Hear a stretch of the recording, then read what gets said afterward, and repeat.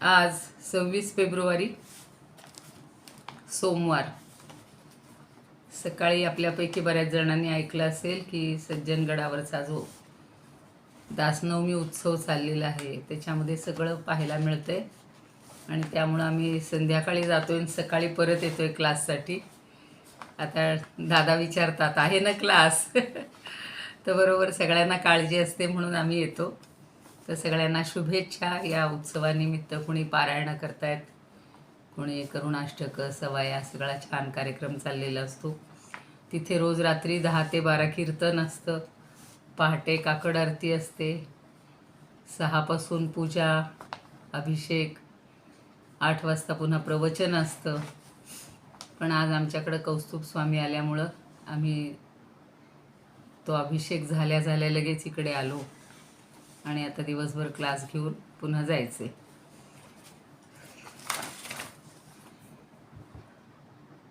अलंकापुरी पुण्यभूमी पवित्र, तिथे नांदतो ज्ञान राजा सुपात्र. तया आठविता महापुण्य राशी, नमस्कार साष्टांग श्री ज्ञानेश्वरासी. माता यस्य तपस्विनी च जनको, वैराग्य रागान्वित भ्रातारो गुरुणा निवृत्तिसहिता निर्वृत्तिका संस्थिताः. इत्थं साधु कृपान्वितं स्वयमहो ज्ञानामृतेनावृतं,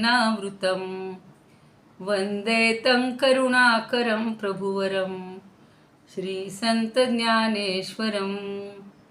श्री संत ज्ञानेश्वरं.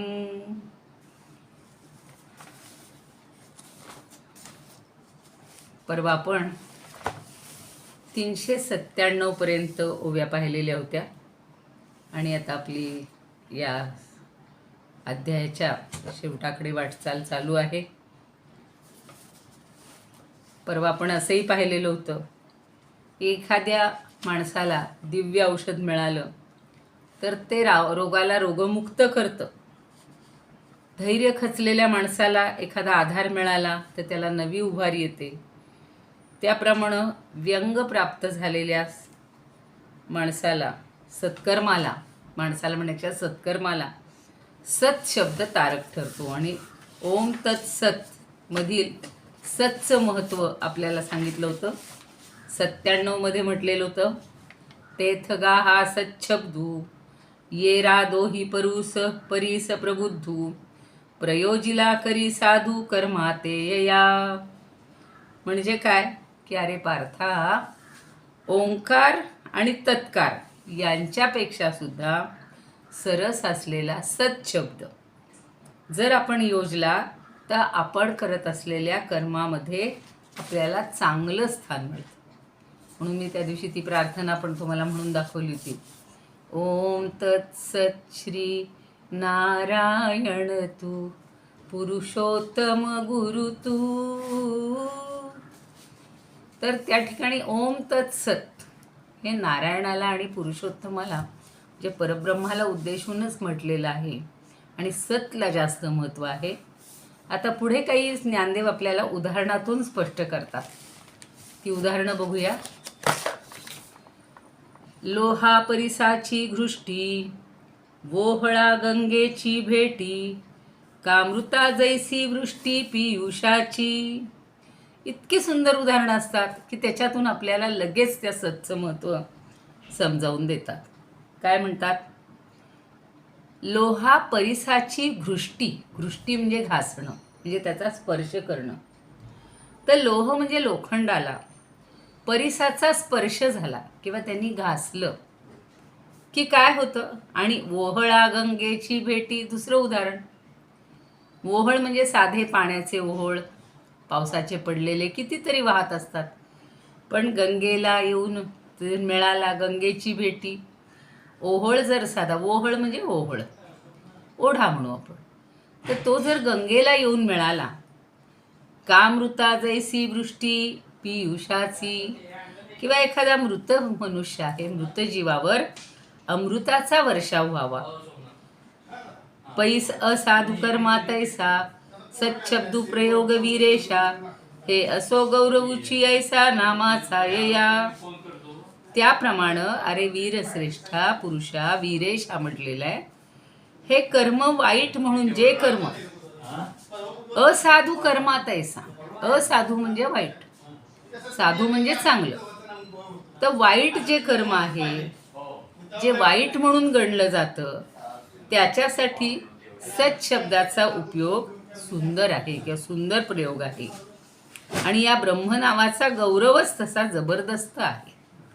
म्हणजे ब्रह्म नुसतं म्हणलं ना तरी सुद्धा त्याचा उपयोग जो आहे तो लोकांना जबरदस्त वाटतो, काहीतरी वेगळं मनातून वाटायला लागतं. म्हणून त्यांनी म्हणलं हे असो गौरवूची ऐसा नामाच्या येया. तर परब्रह्म परमेश्वराचं ओम तत्सत असा उच्चार करून नाम घेतलं की या ब्रह्मनामाचा गौरवच एकदम लोकांना काहीतरी विलक्षण मोठेपणा प्राप्त करून देतो किंवा मनामध्ये एक चांगला भाव निर्माण होतो. आपण कोणते शब्द वापरतो त्याच्यावर सगळं आपलं अवलंबून असतं. बोलताना सुद्धा सुंदर, छान, साधू, उत्तमम. आता तुम्ही आमच्या त्या मुलांचे काही प्रयोग पाहिले असतील संभाषणाचे, तर छोटासा मुलगा किती छान वर्ग हँडल करत होता. आणि कोणी विचारलं मम नाम काय, तो सांगायचा भाऊसाहेब. मम पितुः नाम सुरेश तव पितुः नाम किम. तर एकाने उठून सांगितलं की मम पितुः नाम महेशा सुंदरम उत्तमम. म्हणजे चांगला उच्चार केला की माणसाच्या मनात जसा भाव चांगला येतो तसं जे कर्म आहे त्या कर्माच्या अगोदर सुद्धा या ओम तत्सत सतचा उच्चार केला की त्या कर्माला सुद्धा मोठेपणा येतो, गौरव प्राप्त होतो. असा या ब्रह्मनामाचा गौरव आहे, मोठेपणा आहे. पै असाधू कर्मा तैसा सच्छब्दू प्रयोग वीरेशा हे असो गौरवूची ऐसा नामाच्या येया. तसं घेऊन येथींचे वर्म जे विचारिसी हे नाम तै केवळ हेची ब्रह्म जाणसी तू. आता हे जे सत्च कर्म आहे, हे सत्च कर्म किंवा सत्च मर्म तू लक्षात घे आणि तू ब्रह्मनामाचा विचार कर. जे विचारिसी हे नाम ते केवळ हेची ब्रह्म.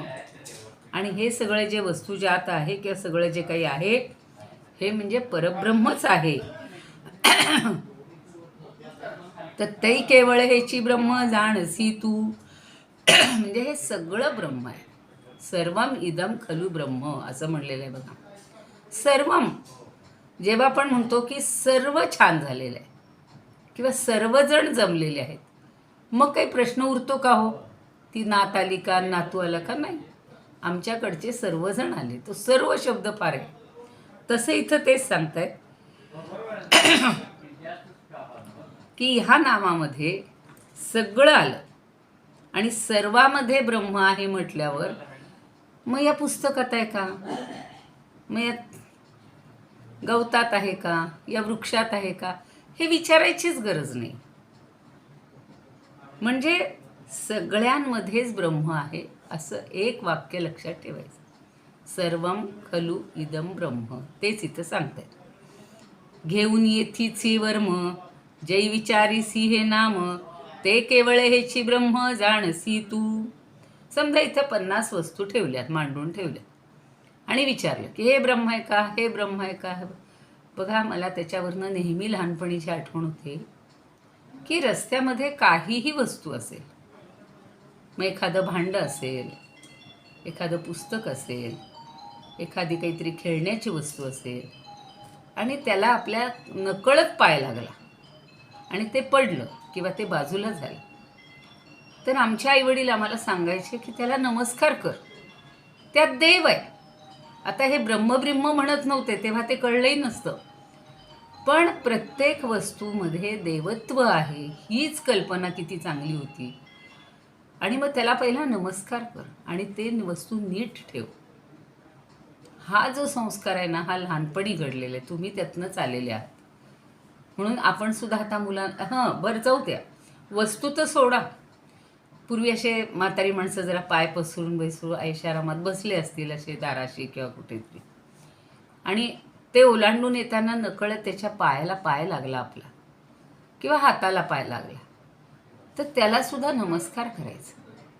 कारण काय, तिथं चालती बोलती व्यक्ती म्हणजे तिच्यात तर परब्रह्म परमात्मा आहेच, आणि त्याला असं ओलांडून जाऊ नये किंवा जाताना लागला पाय तर क्षमा मागावी, म्हणजेच नमस्कार करावा.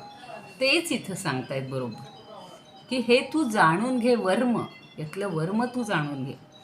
पा हे पा ओम तत्सत ऐसे, हे बोलणे तेथने तसे, जेथुनिका हे प्रकाशे दृश्य जात. आता ते काय सांगतात की हे विशुद्ध परब्रह्म आहे, आणि ते ओम तत्सत हे नाव साधकाला घेऊन जातं. म्हणजे ते परब्रह्म जेव्हा प्रकाशित होतं, दृश्य जात प्रकाशे. आपल्याला एखादी गोष्ट अंधारात दिसत नाही, पण उजेडात दिसली की आपल्याला तिचं महत्त्व लक्षात येतं. अरेच्या, ही वस्तू इथं आहे, मी तर इतके दिवस शोधत होते, मी तर इतके दिवस शोधत होतो म्हणतो आपण. अगदी छोटी असेल, महत्त्वाची बरं, हल्ली पेनड्राईव्ह आहे, छोट्या छोट्या वस्तू आहेत. आता तो मुलगा म्हणत होता ही कॉर्ड असते, ती कॉर्ड असते. तर हे सगळं जे आहे ना, हे आपल्याला छोटंसं वाटतं पण महत्त्वाचं असतं. आणि म्हणून ते परब्रह्म जे आहे ते प्रकाशित होतं, म्हणजे आपल्याला लक्षात येतं.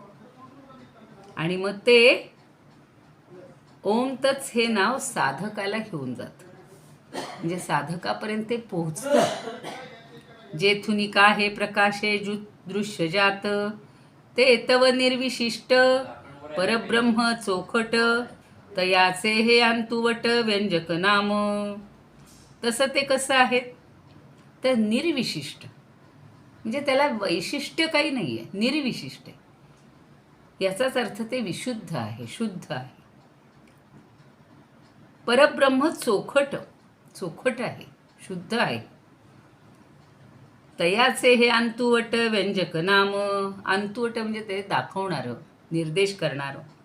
तर त्याचा निर्देश करणारं जे हे नाव आहे ना, ते हे ओम तत्सत आहे.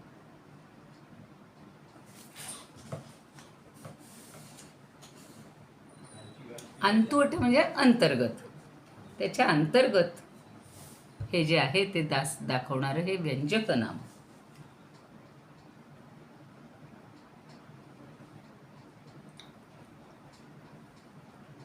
आता व्यंजक हा शब्द फार मोठा आहे बघा. हा सगळा काव्यशास्त्रातला भाग येतो. तो असा असतो की आपण जेव्हा म्हणतो माझं घर गंगेच्या काठावर आहे, म्हणजे गंगेवर आहे, किंवा एक असं वाक्य बोललं जायचं, गंगेवर गवळवाडा आहे. तर गंगेवर म्हणजे पाण्यावर असतं का हो ते घर? नाही, हल्ली हाऊसबोट वगैरे बनवतात, ते सोडून द्या. पण अशी घरं काही आपण पाण्यावर बांधू शकत नाही. म्हणजेच गंगेच्या तीरावर आहे. जे गंगेवर म्हटलं तरी तो शब्दशः अर्थ गंगेवर असला तरी त्याचा लक्ष्यार्थ मिळतो गंगेच्या काठावर आहे. पण तरीसुद्धा आपण का म्हणतो की आमचं घर ना त्या मंदिराजवळ आहे, किंवा मंदिरात आहे, गंगेवर आहे. याचा अर्थ काय होतो की त्यातनं असं एक सूचित होतं की गंगेचं शीतलत्व आणि पावनत्व हे त्या माझ्या घराला प्राप्त होतं. तर हे सांगण्याचा उद्देश आहे, याला व्यंजक म्हणायचं. म्हणून आता इथं काय म्हटलेलं आहे बघा, की ते तव निर्विशिष्ट परब्रह्म चोखट, तयाचे अंतुवट, अंतुवट म्हणजे अंतर्गत, व्यंजक नाम. तर व्यंजक म्हणजे सूचक, सूचित करणार. तर त्याचा निर्देश करणारे हे नाम आहे. आणि ओम तत्स हे परब्रह्माचं सूचक आहे. ते दुसऱ्या कशालाही लावता येणार नाही. फक्त ओम तत्सत म्हणलं की परब्रह्म, जसं आपण इज इक्वल टू अमुक अमुक, तसं ओम तत्सत इज इक्वल टू परब्रह्म, असं लक्षात ठेवायचं. परी आश्रयो आकाशा, आकाशचिका जैसा, या नामानामी आश्रयो जैसा तैसा अभेदू असे.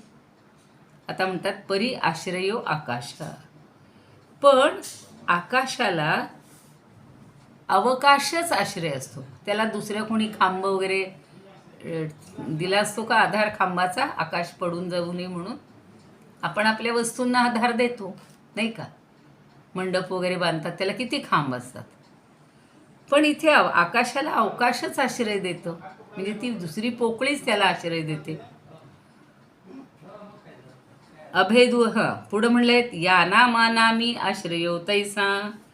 तसं ओम तत्सत या परब्रह्मसूचक नामाचा आणि नामसाधकाचा अन्योन्य अभेद असा संबंध आहे, अतूट संबंध आहे.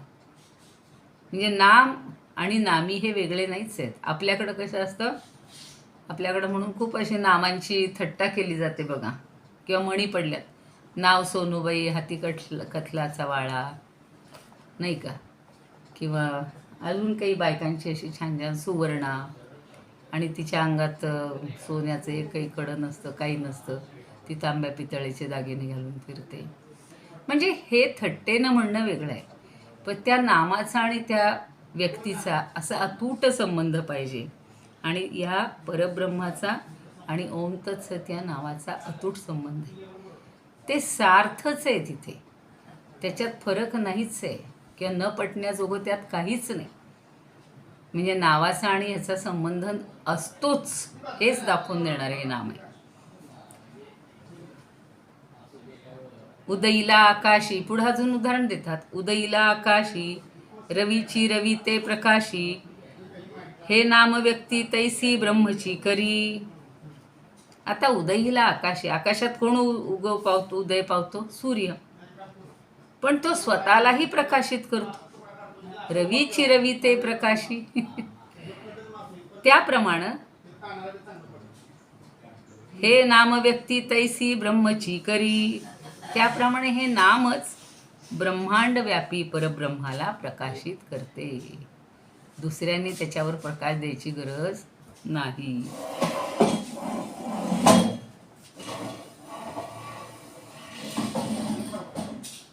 ब्रह्मांड व्यापी परब्रह्माला प्रकाशित करणारे हे नावच आहे.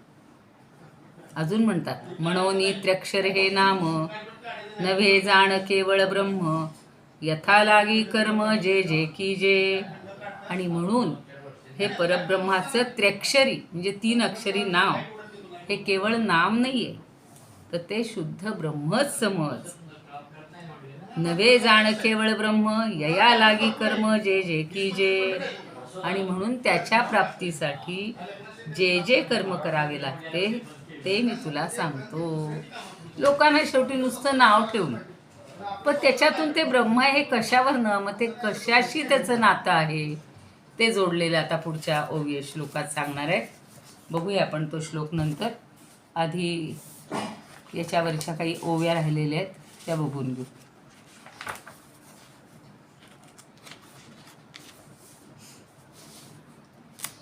काल उदाहरण घेतलं होतं आपण औषधाचं, ते सांगितलं होतं मगाशी. वाट सरू मुद्दाम 1-2 घेते पूर्वीच्या ओव्या.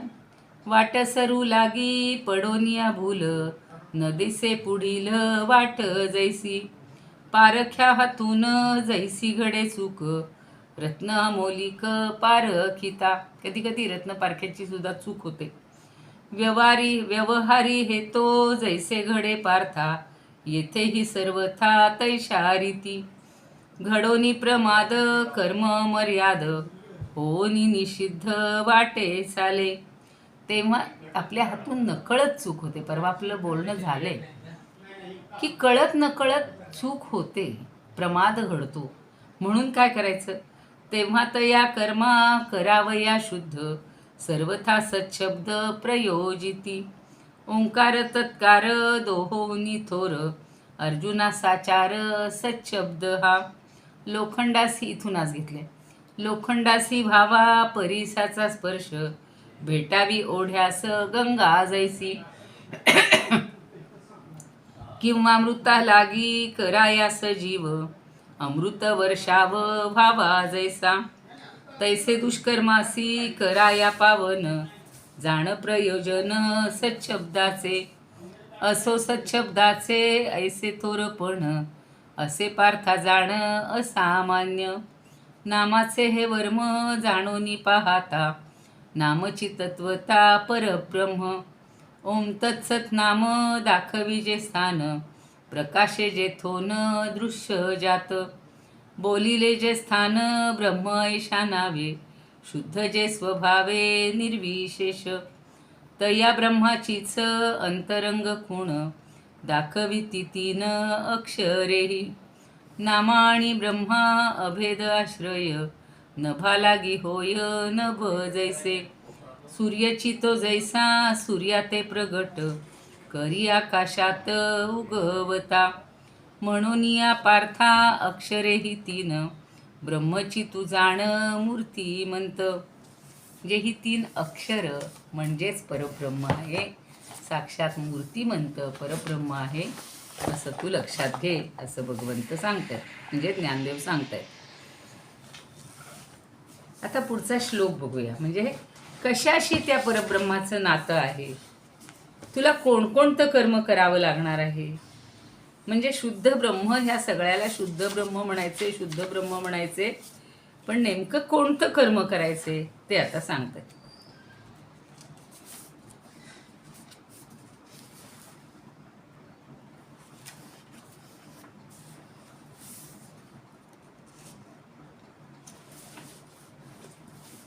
यज्ञे तपसि दाने च स्थिती सदिती चोच्यते, कर्म चैव तदर्थीयं सदित्येवाभिधीयते. त्या संधी बघायच्यातले. सत इति च उच्यते, बाकी सगळे सुटे शब्द आहेत. आणि कर्म च एव तदर्थीयम तत् अर्थीयम सत इति एव अभिधीयते. तिथे तीन शब्द आहेत. सत इति एव अभिधीयते. अभिधीयते म्हणजे सांगितले जाते, म्हटले जाते. यज्ञे तपसी, यज्ञ आणि तप. च दाने च, आणि दानाच्या बाबतीत. स्थिती ही, स्थिती म्हणजे स्थिरत्व किंवा श्रद्धा, त्यालाच काय म्हणतात, सत इति उच्यते. ती सुद्धा सत या प्रकाराने सांगितली जाते. जे यज्ञाच्या बाबतीत, तपाच्या बाबतीत, दानाच्या बाबतीत जी एक स्थिती असते किंवा जी श्रद्धा असते, त्याला सुद्धा सत म्हटलं जातं. आता तुम्हाला गडावरचंच उदाहरण सांगते की एक मला लहानपणापासून, पूर्वीपासून वाटायचं की सगळे लोक आत जाऊन पूजा करतात, ते हे करतात, यज्ञ वगैरे करतात, आपल्याला का नाही मिळत इथे. तर प्रत्येक ठिकाणची काही शिस्त असते, पद्धत असते. मग आपल्याकडं सोवळं ओवळं हा एक प्रकार माहिती असेल तुम्हाला, की रेशमी वस्त्र किंवा नऊवारी आणि पुरुष लोक जे सोवळं नेसतात त्याला सोवळं म्हटलं जातं. आत्ताची तुमची पॅन्ट, त्याला लावलेले बेल्ट हे घालून अशी देवाची पूजा वगैरे करायची नसते. आणि मग बायकांना पण ती नऊवार साडी. तर त्या सगळ्याजणी अशा नऊवार साडी नेसून येत होत्या. त्या दिवशी आम्हाला त्या हे जे केलेलं होतं परमेश्वराला सगळं ते स्वच्छ वगैरे करणं, तर त्यावेळेला आम्हाला नऊवार साडी नेसायची माहिती होती. मग मी आपलं सहज विचारलं होतं की का हो, इथे समाधीच्या पूजेसाठी वगैरे आम्हाला कधी मिळेल का संधी. किंवा काही ठिकाणी असे बघा ना, आता अभिषेक करायचा असेल तर 500 रुपये द्या, 200 रुपये द्या, किंवा जे काय असेल ते, आणि मग संधी मिळते बा लोकांना, किंवा 1000 द्या, 3000 द्या. तर ते म्हणे आम्ही नाही सांगू शकत, तुम्ही गुरुजींना विचारा. ठीक आहे. आता आम्ही तो विषय सोडला की आपल्याला काही आज जायला वगैरे मिळेल असं नाही, समाधीजवळ जायला मिळेल असं नाही. पण होतोच त्या दिवशी, त्या नऊवारीमध्येच होते मी पण, ह्यांनी सोळे नेसलेली होती. आणि सगळं झाल्यानंतर, देवाची पूजा झाल्यानंतर काही बायका आतून येताना दिसल्या नऊवारी साडी नेसलेल्या. या कशा काय आत गेल्या, म्हणे त्या सोवळ्यात आहेत. म्हणलं बरं, मग आम्ही जाऊ का. नाही, आम्हाला नाही जायला परवानगी. पण नंतर त्यांनी सगळी पूजा झाल्यावर सांगितलं की जे नऊवारीमध्ये आहेत, जे सोवळ्यात आहेत, त्यांनी सगळ्यांनी इथून दर्शनाला यायचं आणि मग तिथून जायचं. आतून एक वेगळा जिना असतो, त्या समाधीपर्यंत जाता येतो. तुमच्यापैकी खूप जण गेले असतील, त्यांना हे नवीन नाही वाटणार. आणि मग तिथे त्या समाधीवर सुद्धा आपल्या हातून पाण्याची धार ओतता येते. फक्त तिथं नियम एवढा आहे की बायकांनी त्या समाधीला हात नाही लावायचा आणि पुरुषांनी हात जोडून नमस्कार करायचा. तर तो इतका आनंद झाला. तसंच आज आता पुन्हा अशीच रोजची पूजा, सकाळची काकड आरती, ते तर तेव्हाच त्या बायका सगळ्या छान नटून म्हणलं, आता काही असतं का इथे पूजा वगैरे? नाही नाही म्हणे. म्हणलं आत काही जायला? नाही नाही नाही म्हणे, काही नाही. पण तो सगळा अभिषेक वगैरे होईपर्यंत आम्ही थांबलो. आणि लगेच तिथले आतले गुरुजी म्हणले, जे सोहळ्यात आहेत, ज्या नऊवारीत आहेत, त्यांनी या म्हणे समाधीवर अभिषेक घालायला. आता मला चुटपुट लागली की आपण काही नऊवारी, म्हणजे मी नेली होती नेसायला, पण म्हणले एवढी पहाटे पहाटे कुठे लागणार. लगेच मी रूमवर गेले, ती नऊवार साडी नेसली, तिथं गेले आणि लगेच त्यांनी आम्हाला आत जाऊन दिलं. पुन्हा रामाजवळ, इतक्या जवळून रामाचं दर्शन, तुम्हाला सांगते इतका आनंद झाला. फक्त त्याची मूर्ती निहाळत बसावी आणि आतल्या आत श्रीराम श्रीराम श्रीराम, जय राम जय जय राम म्हणावं.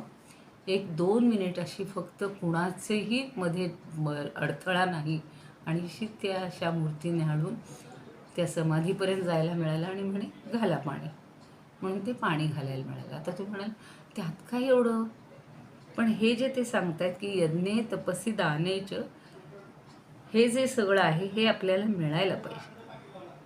आणि ते जर करायला मिळालं तर ते सुद्धा सच्ची जोडल्याचं नातं आहे. म्हणून एक आनंद होतो की आपण त्या एवढ्या मोठ्या संतांशी जोडले गेलो, आपण त्या परब्रह्माशी, परमात्म्याशी जोडले गेलो.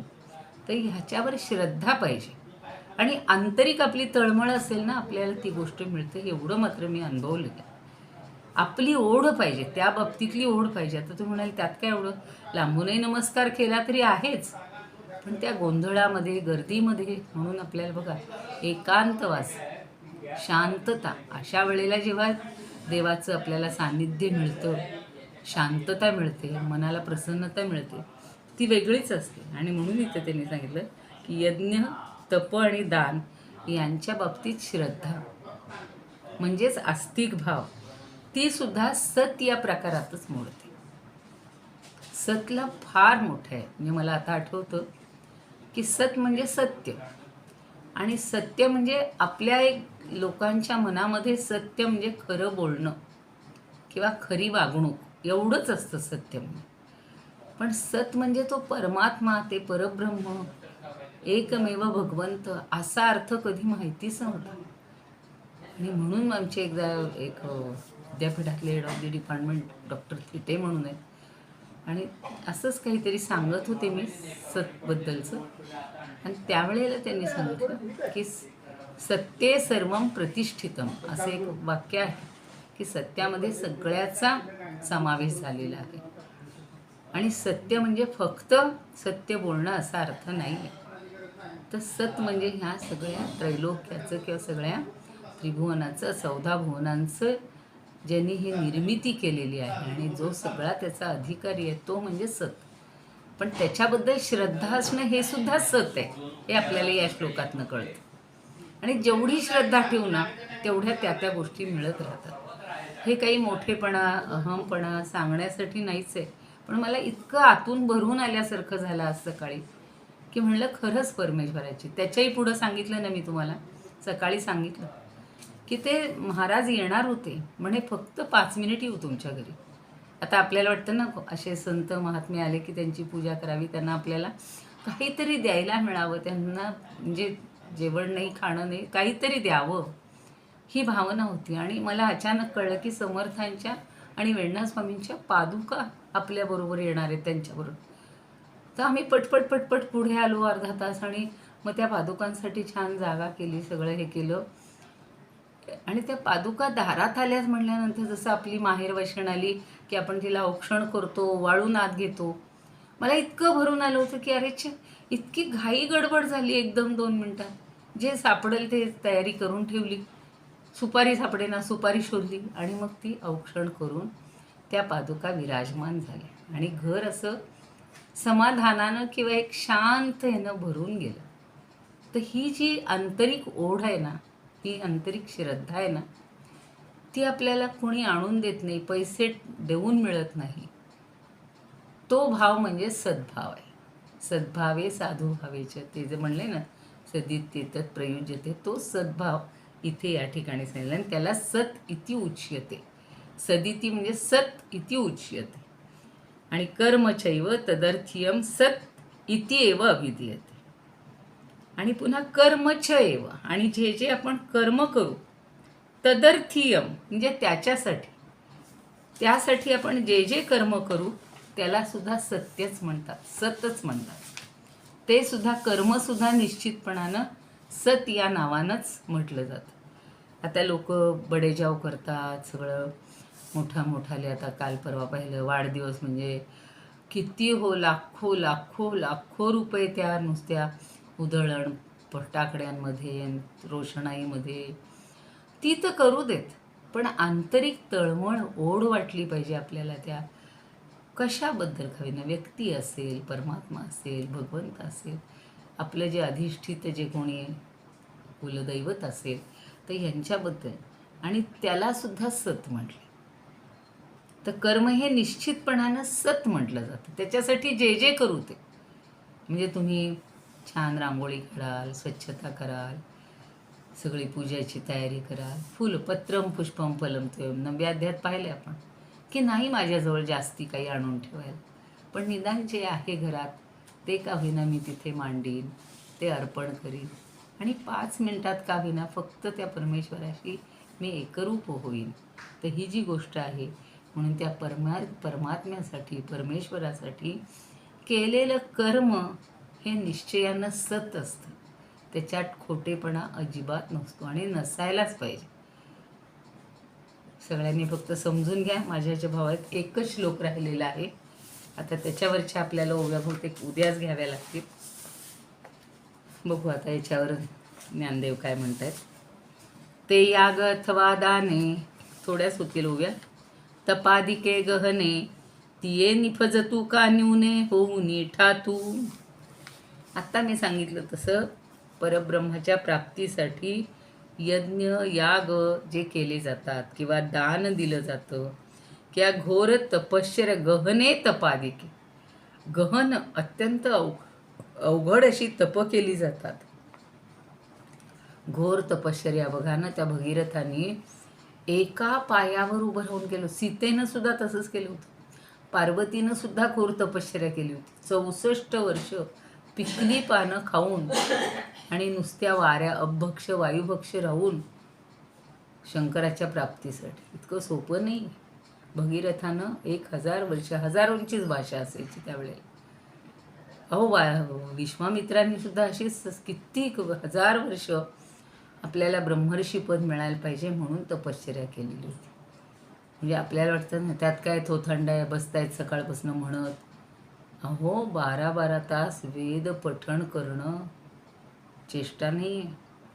1 तास, 2 तास, 3 तास बोललो, किंवा आम्ही कॉलेजमध्ये असताना व्याख्यानं द्यायचो. इतकी शक्ती त्याच्यामध्ये जाते. पण त्या परमात्म्यासाठी आपण अगदी कुठल्याही निरपेक्ष भावनेनं करतो. हे जे आहे ना, तर त्या घोर तपश्चर्यासुद्धा केल्या जातात. त्या पूर्ण होवोत किंवा वेळप्रसंगी अपूर्ण राहोत. पण मगाशी सांगितलं होतं तसं पुढं एक आहे, परिसाच्यावर कली, नाही चोखा किडाची बोली, तैसी ब्रह्मी अर्पिता केली ब्रह्मची होती. त्याप्रमाणे किंवा परंतु परिसाच्या कसोटीवर शुद्ध सोनं आणि हिणकस सोनं ह्या संबंधीची भाषा संपूनच जाते. लोहाला स्पर्श केला की त्याचं सुवर्णच होतं, ते शुद्धच असतं. तसं सत्न व्यापलेली परब्रह्माच्या ठाई एकदा का अर्पण झाली की ती सगळी कर्म परब्रह्म, म्हणून ब्रह्मार्पणम ब्रह्मवीर असं म्हणलं जातं. सगळं ब्रह्मासाठी अर्पण आहे. ब्रह्मैव तेव आपल्याला पुढचा श्लोक घ्यायचा आहे. म्हणजे पूर्वीचेही झालेला आहे तो असा 4थ्या अध्यायात वगैरे. तर हे सगळं ब्रह्मार्पण करायचं. इदम न मम, सगळं ब्रह्मार्पणमस्तू. तर ते सगळं केलं, ती सगळी कर्म ही ब्रह्मरूपच होतात. परब्रह्माच्या ठाई अर्पण करायची. आता हा गीता परिवाराचा सुद्धा गीता महायज्ञ एवढा मोठा चाललेला आहे. किती लाखांनी, किती म्हणजे देशांमध्ये, 300-400 देशांमध्ये एवढं पसरलेलं ही साधी गोष्ट नाही. हा एक प्रकारचा गीता महायज्ञच आहे. तसं या ठिकाणी सगळी असतची भाषा ही संपुष्टात येते. जसं सोन्याच्या संबंधीची भाषा हिणकस आहे का शुद्ध आहे ही संपुष्टात येते, तसं अशा प्रकारची केली जाणारी कर्म केली की ती भाषा फक्त परब्रह्मालाच लागू पडते. बाकी ती परब्रह्मरूपच होतात, बाकी कशाचाही तिथे हे असत नाही. बघू आपण आता ओव्या घ्यायला वेळ मला वाटतं उद्या झालं तर उद्या घेऊया.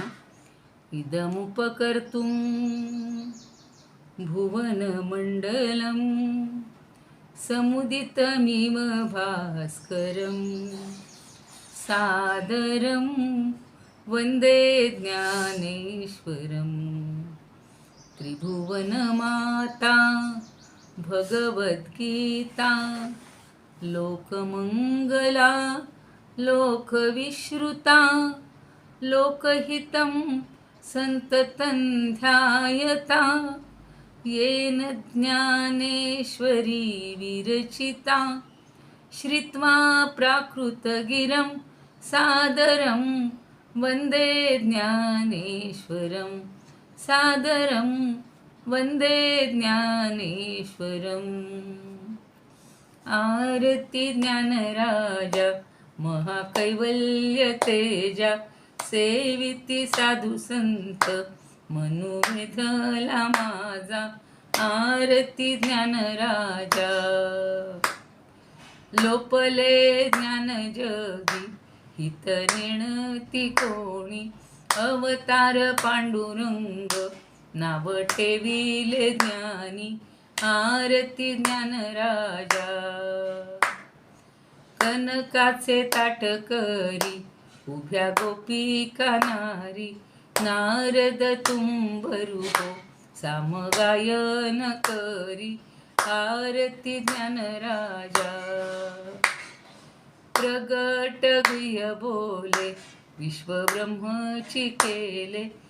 रामा जनार्दनी पायी मस्तक ठेविले. आरती ज्ञानराजा महाकैवल्य तेजा सेविती साधू संत मनुवेधला माझा. आरती ज्ञानराजा. ज्ञानेश्वर महाराज की जय. पंढरीनाथ भगवान की जय. जय तू ज्ञानेश्वर.